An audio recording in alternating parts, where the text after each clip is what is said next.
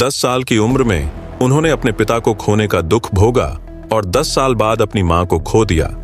दोनों की मृत्यु कैंसर के कारण हुई। इन दुखद घटनाओं ने उन्हें गहराई से प्रभावित किया, लेकिन इन्होंने उनके भीतर एक आंतरिक शक्ति और अडिग संकल्प को भी गढ़ा।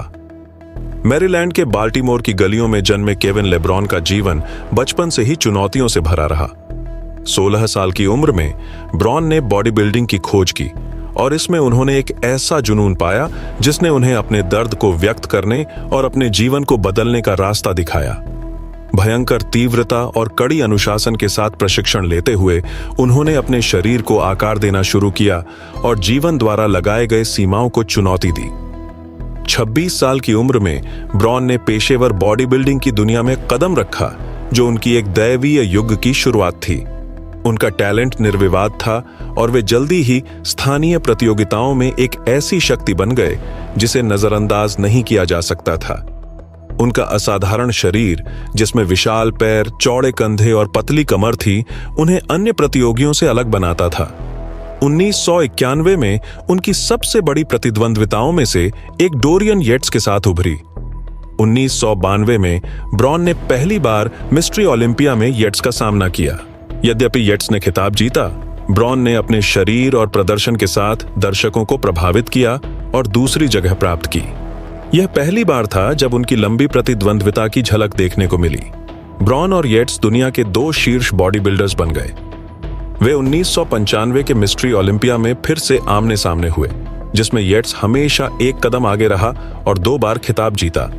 लेकिन ब्रॉन ने कभी हार नहीं मानी और हर प्रतियोगिता में जीत के करीब पहुंचता गया। 1992 में मिस्ट्री ओलंपिया में दूसरी जगह आने के बाद उन्हें एक गंभीर चोट लगी, जिसने 600 पाउंड बेंच प्रेस करते समय उनके प्रमुख और गॉन्ट पेक्टोरल्स को पूरी तरह से फाड़ दिया। उन्हें जोड़ने के लिए सर्जरी करानी पड़ी। उन्होंने 2 सर्जरी करवाई। पहली 8 घंटे की थी। फिर उनके रिकवरी के दौरान उन्हें संक्रमण हो गया और दूसरी ऑपरेशन की आवश्यकता पड़ी।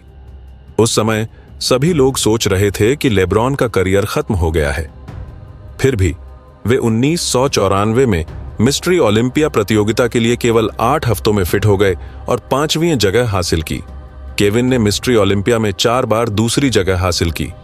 1992 और 1995 में डोरियन येट्स के पीछे और 2000 और 2002 में उनके सबसे बड़े डरावने प्रतिद्वंदी के पीछे। 1990 के दशक के अंत में बॉडी बिल्डिंग की दुनिया में एक नया दैत्य उभरा, रेनी कोलमैन। और भी विशाल शरीर और करिश्माई व्यक्तित्व के साथ कोलमैन जल्दी ही एक प्रमुख शक्ति बन गया। 1998 में ब्रॉन ने पहली बार मिस्ट्री ओलंपिया में कोलमैन का सामना किया। यद्यपि ब्रॉन प्रतियोगिता में इष्टतम शारीरिक स्थिति में आया था, कोलमैन ने अपनी मांसपेशियों की मात्रा और परिभाषा से उन्हें पीछे छोड़ दिया और ब्रॉन को 5वीं जगह रेलेगेटेड किया। आने वाले वर्षों में कोलमैन ने मिस्ट्री ओलंपिया पर शासन किया और लगातार 8 बार खिताब जीता, जबकि ब्रॉन को 2 बार दूसरी जगह पर रहना पड़ा। ब्रॉन ने कभी कोलमैन को पार नहीं किया, लेकिन वे हमेशा दुनिया के शीर्ष बॉडी बिल्डर्स में बने रहे। उनके विशाल शरीर के पीछे एक कठोर प्रशिक्षण दर्शन था। वे उग्र तीव्रता के साथ प्रशिक्षण करते थे, अपने शरीर को सीमाओं तक धकेलते और लगातार अपनी खुद की सीमाओं को चुनौती देते। उनकी अनुशासन और समर्पण ऐतिहासिक थे और उनका नारा ट्रेन अंटिल यू ब्लड उनके अडिग मानसिकता को दर्शाता था। यद्यपि उन्होंने कभी मिस्ट्री ओलंपिया का खिताब नहीं जीता, ब्रॉन बॉडी बिल्डिंग की दुनिया में एक किंवदंती बन गए। खेल पर उनका प्रभाव निर्विवाद है, जिसने पीढ़ियों के एथलीटों को दृढ़ता और जुनून के साथ अपने सपनों का पीछा करने के लिए प्रेरित किया। उनका प्रशिक्षण दर्शन और कार्य नैतिकता दुनिया भर के बॉडी बिल्डर्स के लिए एक आदर्श बन गई। 4 बार मिस्ट्री ओलंपिया में उपविजेता होने के बावजूद ब्रॉन कभी बॉडी बिल्डिंग का सर्वोच्च खिताब नहीं जीत सके, जिससे उन्हें बिना ताज का राजा का उपनाम मिला। यह शीर्षक उनके प्रतियोगी के रूप में महानता और खेल के इतिहास में उनकी विशेष जगह को दर्शाता है। जब उन्होंने 2003 में प्रतियोगिता छोड़ दी, ब्रॉन ने आधिकारिक रूप से रिटायरमेंट की घोषणा नहीं की, बताते हुए कि उन्होंने कभी रिटायरमेंट के बारे में नहीं सोचा था, बल्कि बस कुछ और करने और नए चुनौतियों की तलाश करने का निर्णय लिया। 2003 के बाद 1 दशक से अधिक समय तक प्रतियोगिता से दूर रहने के बावजूद केविन ने आधिकारिक रूप से घोषणा की कि वह उस वर्ष मिस्ट्री ओलंपिया में पेशेवर स्तर पर फिर से प्रतिस्पर्धा करेंगे। 51 साल की उम्र में उन्होंने 17वीं जगह हासिल की। 2018 में ऑनर्नल क्लासिक ऑस्ट्रेलिया प्रतियोगिता में भाग लेने से पहले लेब्रॉन ने घोषणा की कि यह उनकी अंतिम प्रतियोगिता होगी। उन्होंने 14 प्रतियोगियों में से 13वीं जगह हासिल की। बहुत से लोग मानते हैं कि उन्होंने 2016 के मिस्ट्री ओलंपिया की तुलना में सुधार किया था, लेकिन वे अभी भी 1990 और 2000 के दशक की शुरुआत में अपनी प्रसिद्ध स्थिति से दूर थे। ब्रॉन की तारीफ उनकी इस क्षमता के लिए की गई कि वे पूरे साल नहीं बल्कि प्रतियोगिताओं के लिए जल्दी तैयारी कर सकते थे। यही कारण अक्सर बताया जाता है कि वे 2016 के मिस्ट्री ओलंपिया प्रतियोगिता में वापसी करने में सक्षम हुए। हालांकि पहली बार वे शीर्ष 10 में नहीं थे, लेकिन ब्रॉन ने केवल 5 महीनों में अपने शरीर को प्रतिस्पर्धा के लिए तैयार कर लिया। आज ब्रॉन अपने जिम और प्रशिक्षण कार्यक्रमों के माध्यम से नई पीढ़ियों के बॉडी बिल्डर्स के साथ अपना ज्ञान और अनुभव साझा करने में लगे हुए हैं।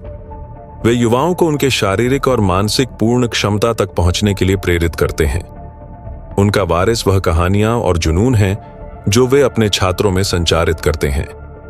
हालांकि उन्होंने मिस्ट्री ओलंपिया का ताज कभी नहीं जीता, लेब्रॉन ने दुनिया भर में लाखों प्रशंसकों का दिल जीत लिया।